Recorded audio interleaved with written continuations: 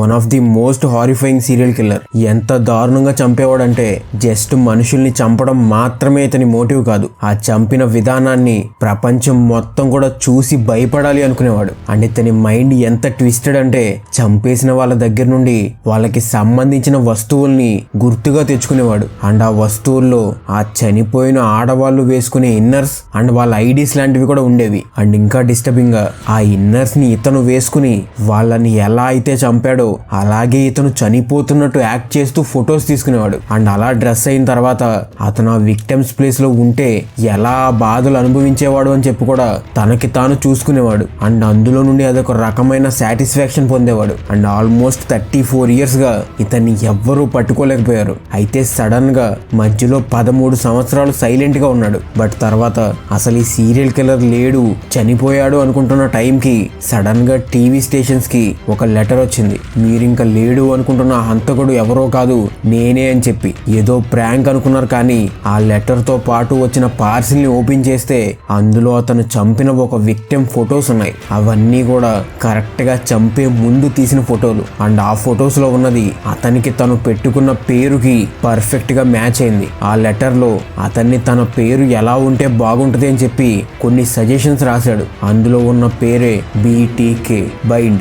ఆడవాళ్ళని కట్టేయడం, టార్చర్, వాళ్ళకి బ్రతికి ఉండగానే నరకం చూపిస్తూ ఆల్మోస్ట్ చావు వరకు తీసుకెళ్లి మళ్ళీ బ్రతికించి ఆనందపడడం, ఫైనల్లీ కిల్, వాళ్ళని చంపేయడం. ఇదే BTKకి అతను ఇచ్చిన మీనింగ్. అండ్ ఎగ్జాక్ట్లీ ఇదే అతను పంపిన ఫొటోస్ లో కూడా ఉంది. అండ్ ఇతని గురించే చిన్న రిఫరెన్స్ ని రీసెంట్ గా వచ్చిన హిట్ 3 మూవీలో కూడా చెప్పారు. సో ఆ ఫొటోస్ ఇతని దగ్గర ఉన్నాయి అంటే ఇతనే ఆ చేసిన పర్సన్ అని కన్ఫర్మ్ చేసుకున్నారు. అయితే ఇంతకాలం సైలెంట్ గా దాక్కుని ఉన్న ఇతను ఇప్పుడు బయటికి ఎందుకు వచ్చాడు, ఎందుకని పోలీసులకి ఛాలెంజ్ విసిరాడు? అండ్ ఇంత క్రూయల్ పర్సన్ ఎలా ఉంటాడు అని మీరు అనుకుంటున్నారు. ఏదో సింగిల్ గా ఎవ్వరూ లేని ఒక ఇంట్లో ఒంటరిగా ఇలాంటి పనులు చేస్తూ ఉంటాడు అనుకుంటున్నారు కదా, కానీ కాదు. ఒక నార్మల్ ఫ్యామిలీలో బెస్ట్ ఫాదర్ అండ్ హస్బెండ్ గా ఉంటూ సమాజంలో రెప్యూటెడ్ పర్సన్ గా ఉండి ఎంత మంచివాడుగా ఉండేవాడంటే ఈవెన్ ఒక చర్చ్ కి ప్రెసిడెంట్ గా కూడా ఎలక్ట్ అయ్యాడు. ఇలా 2 కంప్లీట్ ఆపోజిట్ పర్సనాలిటీస్ ఒకే మనిషిలో ఉన్న పర్సన్ పేరు డెనిస్ రేడర్. 30 years పైగా పట్టుకోలేకపోయిన ఇతన్ని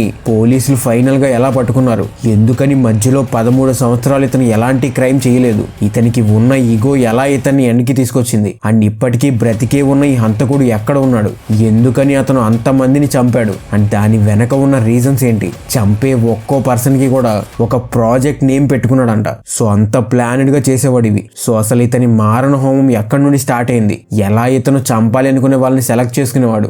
వాళ్ళని ఎలా చంపాడు? ఆ ప్రాజెక్ట్స్ ఏంటి? ఇలా చాలా విషయాలు ఉన్నాయి వీడియోలో. సో ఎండ్ వరకు చూడండి. అండ్ కొంచెం డిస్టర్బింగ్ గా ఉంటది, సో జాగ్రత్త. మీ అందరికీ కూడా చాలా చాలా థ్యాంక్స్. మీ అందరి సపోర్ట్ వల్ల రోజు రోజుకి గ్రో అవుతూ మన ఫస్ట్ టార్గెట్ 10K సబ్స్క్రైబర్స్ ని కంప్లీట్ చేసేసాం. ఈ చిన్నగా వేస్తున్న అడుగులు ఇలాగే కంటిన్యూ అవుతూ మన next target 50K subscribers reach అవ్వాలి అని. సో వీడియోస్ నచ్చితే సబ్స్క్రైబ్ చేసుకోండి అండ్ లైక్ చేసి షేర్ చేయడం మాత్రం మర్చిపోకండి. అది మీకు చిన్న లైక్ అవ్వచ్చు, కానీ నాకు చాలా పెద్దది. అండ్ తెలుసుగా, ఫస్ట్ వచ్చే 100 కమెంట్స్ కి ఖచ్చితంగా రిప్లై ఇస్తా. సో కమెంట్ చేసేయండి. ఇంకా లేట్ చేయకుండా let's crack the case. Dennis Lynn Rader. అక్కడే పిట్స్బర్గ్ లో పుట్టిన ఇతను అతని చైల్డ్హుడ్ గురించి అతను ఒకలాగా చెప్తుంటే అతని పక్కన వాళ్ళు ఇంకోలాగా చెప్తున్నారు. కానీ ఇతనికి ఇలాంటి మెంటాలిటీ మాత్రం ఎర్లీ ఏజ్ లోనే స్టార్ట్ అయింది. ఇనీషియల్ డేస్ లో ఏంటంటే ఏమైనా యానిమల్స్ దెబ్బలు తగిలి చనిపోవడానికి రెడీగా ఉన్న టైంలో వాటిని చూసి ఆనందపడేవాడంట. కనీసం హెల్ప్ చేయడానికి కూడా ట్రై చేయకుండా పక్కనే నిలబడి అవి నొప్పితో చనిపోయే వరకు కూర్చునేవాడంట. వన్స్ ఒక 10 years క్రాస్ అయిన తర్వాత నుండి యానిమల్స్ ని ఇతనే వేలాడదీసి చంపడం స్టార్ట్ చేశాడు. బట్ ఈ విషయాలు ఎవ్వరికీ తెలియదు. ఇవన్నీ కూడా అతని కన్ఫెషన్ లో చెప్పినవి. అయితే ఇలా యానిమల్స్ ని చంపడం అనేది చాలా ఇయర్స్ కంటిన్యూ అయింది. ఈవెన్ ఇతను అడాలసెంట్ ఏజ్ లో ఉండగా అయితే మ్యాగజైన్స్ లో వచ్చే అమ్మాయిల ఫొటోస్ ని కట్ చేసి అతని రూమ్ లో పెట్టుకుని ఆ ఫొటోస్ కి కూడా చైన్స్ అవి వేసి వాటిని కట్టేసి పెట్టినట్టు ఉంచుకుని పక్కనే యానిమల్స్ ని చంపుతూ అవి 2 కూడా చూసి అతన్ని తను ఫిజికల్ గా సాటిస్ఫై చేసుకునేవాడు. కానీ అప్పటికీ మనుషుల్ని చంపడం వరకు మాత్రం ఇంకా రాలేదు. దీని తర్వాత అతనికి పెళ్లి కూడా అయింది అండ్ 2 పిల్లలు కూడా ఉన్నారు. సొసైటీలో మాత్రం చాలా మంచి పేరు ఉండేది ఇతనికి. కానీ కరెక్ట్ గా పెళ్ళైన 3 years కి అతను మనుషుల్ని చంపడం మొదలు పెట్టాడు.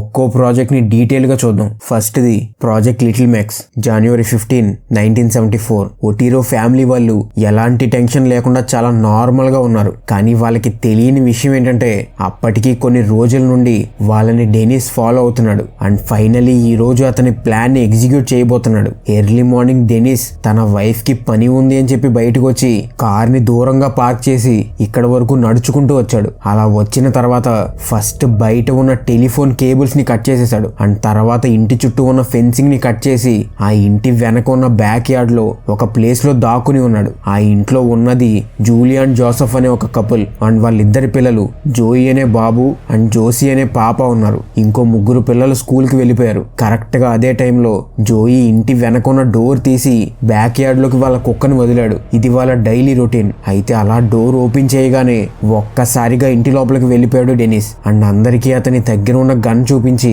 వాళ్ళందరినీ కూడా బెదిరించడం స్టార్ట్ చేశాడు. అందరినీ కూడా నేల మీద పడుకోమని వార్నింగ్ ఇచ్చాడు. దాని తర్వాత వాళ్ళందరినీ కూడా లేపి అక్కడున్న బెడ్రూమ్ లోకి రమ్మని చెప్పి తీసుకెళ్లాడు. అక్కడ జోసెఫ్ అండ్ జోయిని ఇద్దరిని కూడా నేల మీద కూర్చోమని, జూలీ అండ్ జోసీని మాత్రం బెడ్ మీద కూర్చోమని చెప్పాడు. వాళ్ళ 4 కూడా తాడుతో కట్టేశాడు. ఆ తాడుని కూడా అతను ముందుగానే ప్లాన్ చేసుకుని తీసుకుని వచ్చాడు. అండ్ అలా కట్టేసి ఉన్న వీళ్ళు ఊపిరి తీసుకోవడానికి కొంచెం ఇబ్బంది పడుతూ ఉన్నారు. అలా దాన్ని చూసినప్పుడే అతనికి వాళ్ళని చంపాలి అనిపించింది అని చెప్పాడు. ఫస్ట్ వెళ్ళి ఆ ఇంటి పెద్ద అయిన జోసెఫ్ తల మీద ఒక ప్లాస్టిక్ బ్యాగ్ వేసి ఆ బ్యాగ్ ని గొంతు వరకు వేసి కట్టేశాడు, ఊపిరి ఆడకుండా చేసి చంపడానికి. కానీ జోసెఫ్ దాని నుండి తప్పించుకోవడానికి ఆ ప్లాస్టిక్ బ్యాగ్ ని కొరికి చిన్న హోల్ చేసుకున్నాడు. కానీ డెన్నిస్ అది చూసేసి ఇంకో ప్లాస్టిక్ బ్యాగ్ ని వేసి అతను స్లోగా చనిపోవడం చూసి ఎంజాయ్ చేశాడు. నెక్స్ట్ బెడ్ మీద ఉన్న మదర్ జూలియా దగ్గరికి వెళ్లి ఆమె గొంతు చుట్టూ కూడా తాడుని కట్టి ఆమె మీద కూర్చుని బలవంతంగా లాగి పట్టుకున్నాడు. అండ్ ఇంకా దారుణమైన విషయం ఏంటో తెలుసా, ఆమెని కనీసం ఒకేసారి చంపలేదు. ఆమె చావుకి దగ్గరగా వెళ్లి ఆల్మోస్ట్ స్పృహ కోల్పోతుంది అనగా తాడుని వదిలేసి మళ్ళీ వెంటనే గట్టిగా పట్టుకునేవాడు. ఆమె అలా వదిలినప్పుడైతే ఆమెని వదిలేయమని కాకుండా పిల్లల్ని వదిలేయమని చెప్పి బ్రతిమాలింది. కానీ అది కూడా పట్టించుకోకుండా ఆమెని అలాగే హింసిస్తూ చంపేశాడు. నెక్స్ట్ ఇప్పుడు 2 పిల్లలు మిగిలారు. జోయి అనే 9 ఏళ్ల బాబు అండ్ జోసీ అనే 11 ఏళ్ల పాప. ఇప్పుడు డెనిస్ కన్ను ఆ బాబు మీద పడింది. ఈ బాబు తలకి కవర్ కట్టేసి డెనిస్ వెళ్ళి అక్కడ ఉన్న చైర్లో కూర్చుని ఆ బాబు ఊపిరాడకుండా కొట్టుకుని చనిపోవడం చూస్తూ ఎంజాయ్ చేస్తున్నాడు. ఇప్పుడు ఆ ఇంట్లో మిగిలింది కేవలం జోసీ మాత్రమే. ఆమెని కింద ఉన్న బేస్మెంట్ కి లాక్కుని వెళ్లి ఆమె బట్టలు తీసేసి తాడుతో పైన ఉన్న ఒక పైప్ కి ఆమెని కట్టేసి ఆమె అలా ఊపిరి తీసుకోవడానికి ఇబ్బంది పడుతూ ఉండగా ఆమె స్ట్రగుల్ అవ్వడం చూసి అతన్ని ఫిజికల్ గా సాటిస్ఫై చేసుకుని ఆమె చనిపోయాక అక్కడ నుండి వెళ్ళిపోయాడు. ఇది ఇతను చేసిన ఫస్ట్ హత్య. మొదటిదే ఒక ఫ్యామిలీ మొత్తాన్ని కూడా చంపేశాడు. యాక్చువల్లీ ఇతను టార్గెట్ చేసి చంపాలి అనుకున్నది జూలీని మాత్రమే. అది కూడా ఆమె పిల్లల్ని స్కూల్లో దింపుతున్నప్పుడు చూసి టార్గెట్ ఫిక్స్ చేసుకుని ఆల్మోస్ట్ 2 నెలలు ఫాలో అయ్యి ఇలా ఫ్యామిలీ మొత్తాన్ని చంపేశాడు. అండ్ ఇంటికి రిటర్న్ వచ్చిన మిగతా 3 పిల్లలు కూడా ఇది చూసి పోలీసులను పిలిచారు. కానీ చేసింది ఎవరు అని కనిపెట్టలేకపోయారు. Next project lights out. First హత్య చేసి 3 నెలలు అవ్వకుండానే సెకండ్ దాన్ని కూడా ప్లాన్ చేసేశాడు. ఈసారి ఇతని టార్గెట్ క్యాథరిన్ అనే 21 ఏళ్ల అమ్మాయి. ఒక రోజు ఆమె ఫ్రెండ్ తో కలిసి ఇంటి బయట నడవడం చూసి ఆమెని టార్గెట్ చేశాడు. ఆమెని కూడా కొన్ని డేస్ ఫాలో అయ్యి కరెక్ట్ గా April 4, 1974 నైట్ న ఆ ఇంటికి ఉన్న గ్లాస్ డోర్ ని యూజ్ చేసుకుని లోపలికి వెళ్ళిపోయాడు. అప్పటికి ఆమె ఇంకా ఇంటికి రాలేదు. సో అతను చాలా జాగ్రత్తగా దాక్కుని ఉన్నాడు. కొంచెం సేపుగా ఆ అమ్మాయి వచ్చింది అండ్ ఆమెతో పాటు ఆమె బ్రదర్ కూడా ఇంట్లోకి వచ్చాడు. అప్పటి వరకు ఆ అమ్మాయిని ఫాలో అయిన డెనిస్ కి తెలియని విషయం ఏంటంటే ఆ అమ్మాయి తన బ్రదర్ తో కలిసి ఇంట్లో ఉండేది. మేబీ ఇది తెలిసి ఉంటే ఆమెని టార్గెట్ చేసేవాడు కూడా కాదేమో.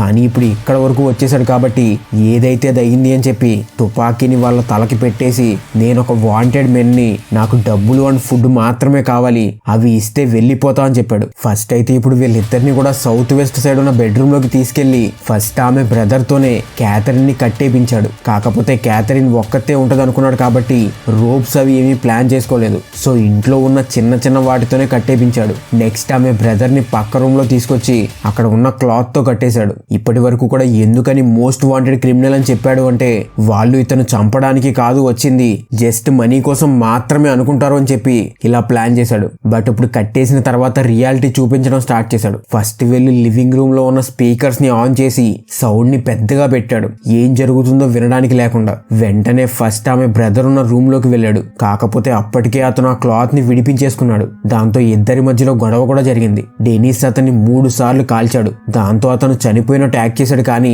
అప్పటికి చనిపోలేదు, ఇంకా కొన ఊపిరితోనే ఉన్నాడు. వన్స్ డెనిస్ ఆ రూమ్ నుండి బయటికి వెళ్ళగానే పారిపోయి పక్కనింటి దగ్గరికి వెళ్ళిపోయాడు. అండ్ ఆ రక్తంతో ఉన్న అతన్ని చూసి వాళ్ళు హాస్పిటల్ కి తీసుకెళ్లారు, కానీ అతను ఏమీ చెప్పలేని సిచ్యువేషన్ లో ఉన్నాడు. సో క్యాథరిన్ గురించి వాళ్ళెవ్వరికీ తెలియదు అప్పటికి. ఇప్పుడు డెనిస్ క్యాథరిన్ దగ్గరికి వెళ్తే ఆమె ఆ సౌండ్స్ ఏంటి అని అడిగితే నీ బ్రదర్ ని కాల్ చేశా అని చెప్పాడు. దానికి ఆమె సీరియస్ అయిపోతూ ఉంటే ఆమెను ఇప్పుడు తాడుతో ఊపిరాడకుండా చంపడం కష్టం అని చెప్పి కత్తితో పొడి చేసి అక్కడ నుండి పారిపోయాడు. పోలీసులు క్యాథరిన్ దగ్గరికి వచ్చేసరికి ఆమె స్టిల్ బ్రతికే ఉంది, కానీ హాస్పిటల్ కి తీసుకెళ్తూ ఉండగా చనిపోయింది. ఇతని ఫేస్ కి మాస్క్ ఉండడంతో ఆమె బ్రదర్ ఇతన్ని ఐడెంటిఫై చేయలేకపోయాడు. ఇది కూడా అన్సాల్వ్డ్ గా మిగిలిపోయింది. నెక్స్ట్ ప్రాజెక్ట్ గ్రీన్ పైన చెప్పిన ఇన్సిడెంట్ కి ఒక రకంగా ఇతను భయపడ్డాడు. సో అందుకే 2 years ఎలాంటి పనులు కూడా చేయలేదు. కానీ 1977 మార్చ్ లో ఒక ఆమెని టార్గెట్ చేసి ప్లాన్ ప్రకారం ఆమె ఇంటికి వెళ్ళాడు. కానీ అక్కడ ఆమె లేదు. దాంతో ఒక పక్కన కోపం, ఇంకో పక్కన ఇన్ని మంత్స్ అతను లోపల దాచుకున్న అర్జు ఒకటి బయటకు వచ్చేసి ఎవరో ఒకరిని చంపాలి అనుకున్నాడు. ఆ స్ట్రీట్ లోనే వెళ్తున్న ఒక 6 ఏళ్ల బాబు దగ్గరికి వెళ్లి అతను డిటెక్టివ్ అని చెప్పి ఒక ఫోటో చూపించి వీళ్ళని ఎక్కడైనా చూసావా అన్నాడు. ఇంతకీ ఆ ఫోటోలో ఉన్నది ఎవరో కాదు, డెనిస్ వాళ్ళ వైఫ్ అండ్ కూతురు. కానీ ఆ బాబు కన్ఫ్యూజ్ అయ్యి అవును చూశాను, మా అమ్మ అండ్ చెల్లి అని చెప్పాడు. దాంతో డెనిస్ కి టార్గెట్ ఫిక్స్ అయింది. ఆ పిల్లోడిని ఫాలో అవుతూ వెళ్ళాడు. ఆ పిల్లోడు ఇంటికి వెళ్ళిన తర్వాత వెళ్ళి ఆ డోర్ కొట్టి సేమ్ డిటెక్టివ్ ని అని చెప్తూ సడన్ గా గన్ తీసి లోపలికి వచ్చేసాడు. అండ్ సేమ్ ఇందాక చెప్పిన అదే వాంటెడ్ మెన్ స్టోరీ చెప్పాడు. ఆ ఇంట్లో అప్పుడు షెర్లిన్ అనే ఆవిడ అండ్ ఆమె పిల్లలు 3 ఉన్నారు. ఆ 3 పిల్లల్ని కూడా బాత్రూమ్ లో వేసి లాక్ చేయించాడు. అండ్ ఈవెన్ వాళ్ళకి ఆడుకోవడానికి బొమ్మలు కూడా ఇచ్చాడంట. అండ్ షెర్లీని కట్టేసి ఉండగా ఆమె దాహం అనడంతో వాటర్ కూడా ఇచ్చాడు. ఒక పక్కన లోపల పిల్లలు ఆడుకుంటూ ఉంటే బయట వాళ్ళ అమ్మని ప్లాస్టిక్ బ్యాగ్ తో ఊపిరాడకుండా చేసి చంపేశాడు. నెక్స్ట్ పిల్లల్ని కూడా చంపేద్దాం అనుకున్నాడు. కానీ ఈలోపు ఆ ఇంట్లో ఫోన్ రింగ్ అవడంతో అండ్ లోపల నుండి ఒక కిడ్ ఆ ఫోన్ చేసే పర్సన్ ఇప్పుడు మా ఇంటికి వస్తున్నాడు అని అరవడంతో అక్కడ నుండి పారిపోయాడు. Next project pox and same year December లో నాన్సీ ఫాక్స్ అని 25 ఏళ్ల అమ్మాయిని టార్గెట్ చేశాడు. డిసెంబర్ 8న ఆమె ఇంట్లోకి వెళ్లి దాక్కున్నాడు. అయితే వన్స్ ఆమె ఇంటికి రాగానే ఇతన్ని చూసేసి గట్టిగా అరవడం స్టార్ట్ చేస్తూ పోలీసులకి కాల్ చేస్తా అని చెప్పి బెదిరించింది. కానీ తెలుసు కదా, డెనిస్ అప్పటికే ఆ ఇంటి టెలిఫోన్ లైన్స్ అన్నిటిని కూడా కట్ చేసేసాడు. అండ్ ఆమెని కామ్ చేయడానికి డెనిస్ ఆమెతో నేను నిన్ను ఏమీ చేయను, జస్ట్ నిన్ను కట్టేసి కొన్ని ఫొటోస్ తీసుకుని వెళ్ళిపోతా అని చెప్పాడు. అండ్ చేతిలో తుపాకీని చూసి నాన్సీ భయపడి సరే అని ఒప్పుకుంది. ఆమెని సగం బట్టలు మాత్రమే వేసుకోమని చెప్పి ఆమె చేతులకి సంఖ్యలు వేస్తున్నాడు. దానికి ఆమె అదేంటి ఓన్లీ ఫొటోస్ తీసుకుని వెళ్ళిపోతా అన్నావు కదా, మళ్ళీ ఇదెందుకు అంటే అది కూడా డీల్లో పార్టే అని చెప్పి ఆమెని కట్టేసి నెక్స్ట్ అతని బెల్ట్ తో ఆమె మెడ మీద టైట్ గా పట్టుకుని ఆమె మీద కూర్చుని ఎలా అయితే జూలీని చావు వరకు తీసుకెళ్తూ మళ్ళీ బ్రతికిస్తూ చంపాడో అలాగే కసితీరా చంపేశాడు. అయితే ఇంతకు ముందు చేసిన హత్యల తర్వాత దొరికిపోకుండా ఉండడానికి ట్రై చేశాడు. కానీ ఈ హత్య తర్వాత ఇతనే కాయిన్ బాక్స్ నుండి పోలీసులకు కాల్ చేసి ఇలా నాన్సీ తన ఇంట్లో చనిపోయి ఉంది, వెళ్ళి చూసుకోండి అని చెప్పాడు. అండ్ అంతేకాదు ఇతను ఈ హత్యకి క్రెడిట్ కావాలి అని చెప్పి 1978 ఫిబ్రవరిలో ఒక టీవీ స్టేషన్ కి కూడా లెటర్ పంపాడు. అందులో బీటీకే అనే పేరుని ఇంక్లూడ్ చేస్తూ ఒక ఇమేజ్ ని కూడా డ్రా చేసి నాన్సీ చావుని వర్ణిస్తూ రాశాడు. ఆ ఒరిజినల్ పేపర్ క్లిప్ దొరికింది నాకు, కాకపోతే మన టెలిగ్రామ్ ఛానల్లో పెడతాను అది. బట్ ముందే చెప్తున్నా, చాలా డిస్టర్బింగ్ పేపర్ క్లిప్ అది, సో జాగ్రత్త, మోస్ట్లీ చూడొద్దనే సజెస్ట్ చేస్తాను నేను. అయితే నెక్స్ట్ 1979లో యానా విలియమ్స్ అనే 63 ఏళ్ల ఆవిడని టార్గెట్ చేశాడు. కానీ ఆమె ఇంటికి లేట్ గా రావడంతో ఆమె బ్రతికిపోయింది. నెక్స్ట్ ప్రాజెక్ట్ కుకీ 1985లో మెరీనా హెగ్డే అనే 53 ఏళ్ల ఆమెని సెలెక్ట్ చేసుకున్నాడు. అయితే ఈమెని సెలెక్ట్ చేసుకోవడానికి రీజన్ ఏంటో తెలుసా?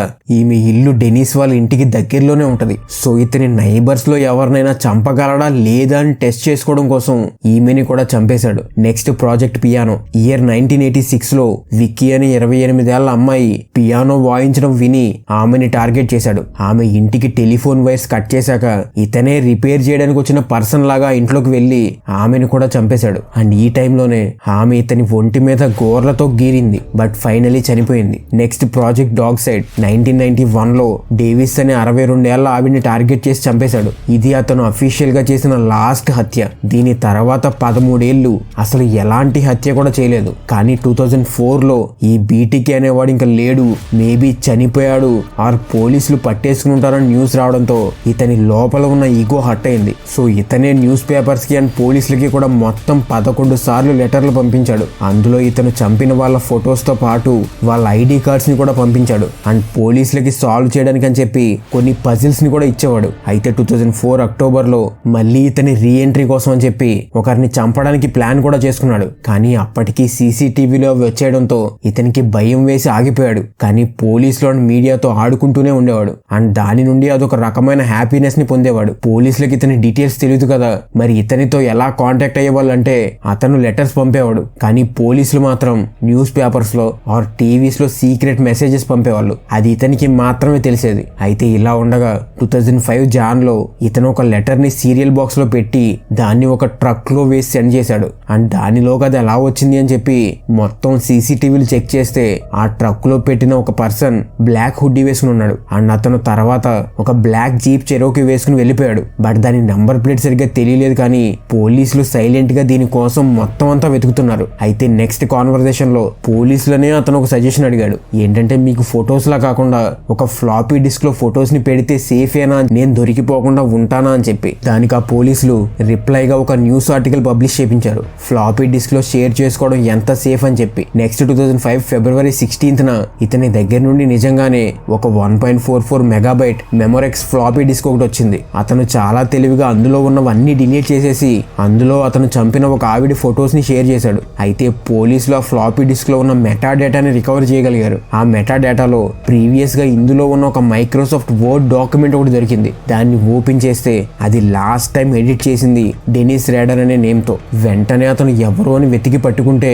అతని అడ్రస్ తెలిసింది. అండ్ అక్కడ చూస్తే కరెక్ట్ గా ఈ బ్లాక్ కార్ కూడా ఉంది. అయితే పోలీసులకు ఇప్పటి వరకు అనుమానం మాత్రమే ఉంది కానీ కన్ఫర్మేషన్ లేదు. సో ఇక్కడే చాలా తెలివిగా ఫస్ట్ జస్ట్ ఒక రొటీన్ చెక్ అని చెప్పి తెలియకుండా ఇతని పాప డిఎన్ఏ ఒకటి తీసుకుని దాన్ని తీసుకెళ్లి, మీకు గుర్తుందా ప్రాజెక్ట్ పియానోలో విక్కీ అనే అమ్మాయి అతన్ని గోర్లతో గీరింది కదా, సో ఆమె నెయిల్స్ లో ఉన్న ఆ డిఎన్ఏతో మ్యాచ్ అవుద్దేమో అని చూశారు. ఫైనలీ ఈ పాప డిఎన్ఏతో ఆ డిఎన్ఏ కొంచెం మ్యాచ్ అయింది. దాంతో ఇతనే చేసి ఉంటాడు అని చెప్పి ఫిబ్రవరి 25th 2005 ఫైనల్లీ ఇతన్ని పోలీసులు అరెస్ట్ చేశారు. అండ్ తర్వాత ఇంట్లో చేసిన సెర్చ్ లో అతను ఆ అమ్మాయిల బట్టలు వేసుకుని ఉన్న ఫొటోస్ లాంటివి చాలా ఎవిడెన్స్ లు దొరికాయి. అప్పటి వరకు కూడా అతను ఇలాంటి వాడు అని చెప్పి ఎవ్వరికీ తెలియదు. ఫైనల్లీ అతను ఇది చేశా అని చెప్పి ఒప్పుకుని పైన చెప్పిన డీటెయిల్స్ అన్ని కూడా ఒక్కొక్కటి ఎక్స్ప్లెయిన్ చేశాడు. ఇతనికి కంటిన్యూస్ గా 10 లైఫ్ సెంటెన్స్ ని వేసిన కోర్టు, అంటే మినిమం 175 years జైల్లో పెట్టాలి అని చెప్పి. ఎందుకంటే ఇలాంటి క్రిమినల్ అంత ఈజీగా చనిపోకూడదు అని చెప్పి ఉరి శిక్ష వేయకుండా బ్రతికి ఉన్నంత కాలం కూడా కారాగారంలోనే ఉండాలి అని చెప్పి ఇలా వేశారు. ప్రస్తుతానికి జైల్లో ఒక సాలిటరీ కన్ఫైన్మెంట్ లో ఉన్నాడు. అయితే ఇతను ఎందుకని ఇంత వైలెంట్ గా అయ్యాడు అని చూస్తే ఇతని వర్షన్ లో ఏంటంటే ఇతని పేరెంట్స్ సరిగ్గా ఇంట్లో ఉండేవాళ్ళు కాదు, ఎప్పుడూ వర్క్ లోనే ఉండేవాళ్ళు. అందుకే అతనికి స్లోగా కొన్ని టైప్ ఆఫ్ ఫ్యాంటసీస్ ఫామ్ అయ్యాయి, అందుకే ఇలా అయిపోయా అని చెప్పాడు. కానీ యాక్చువల్లీ ఇతనితో పాటు ఇంకో 3 పిల్లలు కూడా ఉన్నారు. అండ్ వాళ్ళు కూడా ఇలాంటి కండిషన్స్ లోనే పెరిగారు. కానీ మరి వాళ్ళు మాత్రం నార్మల్ గానే ఉన్నారు కదా, సో ఇది రాంగ్. అండ్ ఇతను చెప్పిన ఇంకో రీజన్ ఏంటంటే అలా చంపడం అనేది వీళ్ళందరికీ కూడా ఫ్యాక్టర్ ఎక్స్ అనే ఒక సూపర్ న్యాచురల్ ఎలిమెంట్ వస్తది అని చెప్పి దానికోసమే జాక్ ద రీపర్ దగ్గర నుంచి సన్ ఆఫ్ శామ్ లాంటి చాలా మంది సీరియల్ కిల్లర్స్ హత్యలు చేశారు అని చెప్పాడు. బట్ సైకాలజిస్ట్ రాబర్ట్ చెప్పిన దాని ప్రకారం అయితే narcissistic, obsessive compulsive and anti social personality disorders ఉన్నాయి అని చెప్పి ఇతను స్పెషల్ అని ప్రూవ్ చేసుకోవడం కోసం ఇలాంటి పనులు చేశాడు అని చెప్తున్నారు. కానీ నన్ను అడిగితే ఇతను నిజంగానే బీటీకే, బోర్న్ టు కిల్. ఇలాంటి వాళ్ళకి మార్పు ఉండదు, మార్చడానికి కూడా ట్రై చేయకూడదు. ఎందుకంటే చంపిన మనుషులకి ప్రాజెక్ట్స్ అని నేమ్ పెట్టాడు అంటే ఇతను అసలు వాళ్ళని జస్ట్ ఆడుకునే బొమ్మల్లా ట్రీట్ చేశాడు తప్ప మనుషుల్లా మాత్రం ట్రీట్ చేయలేదు అని చెప్పిన ఒపీనియన్. మీరు దానికి అగ్రీ అవుతారో లేదో కమెంట్స్ లో చెప్పండి. అండ్ ఇంకో విషయం ఏంటంటే ఇతను 13 ఏళ్ళు ఎందుకు హత్యలు చేయలేదో తెలుసా? 1991లో అతను డాగ్ క్యాచర్ గా జాబ్ లో జాయిన్ అయ్యాడు. సో అక్కడ అతనికి చంపడానికి యానిమల్స్ దొరికాయి. సో అతను అక్కడ సాటిస్ఫై అయ్యాడు, అందుకే మనుషుల జోలికి వెళ్ళలేదు. అండ్ నా సైడ్ నుండి ఒక చిన్న సజెషన్ ఏంటంటే మన చుట్టూ ఉన్న వాళ్ళని మనమే ఒక కంట కనిపెడుతూ ఉండాలి. అది పేరెంట్స్ పిల్లలనైనా కానీ లేకపోతే పార్ట్నర్స్ నైనా కానీ. ఒకవేళ వాళ్ళు ఏమైనా ఆడ్ గా బిహేవ్ చేస్తే హాస్పిటల్ కి తీసుకెళ్లడంలో ఎలాంటి తప్పు లేదు. ఇన్ఫాక్ట్ వాళ్ళ ఫ్యూచర్ బాగుండడానికి మీరే హెల్ప్ చేసిన వాళ్ళు అవుతారు. అండ్ ఇంకో విషయం ఏంటంటే పిల్లలకి ఖచ్చితంగా పేరెంట్స్ కేర్ కావాలి. సో అది ఇవ్వడానికి ట్రై చేయండి తప్ప ఇవ్వకుండా రీజన్స్ మాత్రం చెప్పకండి. వీడియోని ఇక్కడ వరకు చూశారు అంటే మీకు నచ్చిందని అనుకుంటున్నా. సబ్స్క్రైబ్ చేస్తారని కోరుకుంటున్నా. అండ్ లైక్ చేసి కమెంట్ చేయడం మర్చిపోకండి. మీ సపోర్ట్ కి చాలా చాలా థ్యాంక్స్. ప్రతి ఒక్కరు కూడా ఇది మన ఛానల్ అనుకుని సపోర్ట్ చేస్తున్నారు. Thanks for the love. And మీకు దగ్గరగా ఉండడానికి ఫస్ట్ వచ్చే 100 కమెంట్స్ కి ఖచ్చితంగా రిప్లై ఇస్తా. సో వెంటనే కమెంట్ చేసేయండి. అండ్ ఈ కేస్ కి సంబంధించిన ఒరిజినల్ ఇమేజెస్ అండ్ ఇక్కడ పెట్టకూడని లింక్స్ ఏమైనా ఉంటే అవి మన టెలిగ్రామ్ ఛానల్లో పెడతా. సో దాని లింక్ ని కింద డిస్క్రిప్షన్ లో మెన్షన్ చేస్తా. చెక్ చేసి జాయిన్ అవ్వండి. అండ్ ఒకవేళ మీకు స్టాక్ మార్కెట్ అంటే ఇంట్రెస్ట్ ఉండి నేర్చుకోవాలి అనుకుంటే నేను స్టాక్ మార్కెట్ మీద బుక్స్ రాశాను. అవి అమెజాన్ లో ఈ book and physical book formats లో అవైలబుల్ గా ఉన్నాయి. లింక్స్ కింద కమెంట్స్ లో పిన్ చేసి పెట్టా. చెక్ చేసి నీడ్ ఉన్న వాళ్ళు తీసుకోండి. అండ్ ఇలాంటి వీడియోస్ నచ్చితే మన ఛానల్లో ఇంకా ఉన్నాయి. ఒక లుక్ వేయండి. మళ్ళీ కలుద్దాం ఇంకో కేసుతో.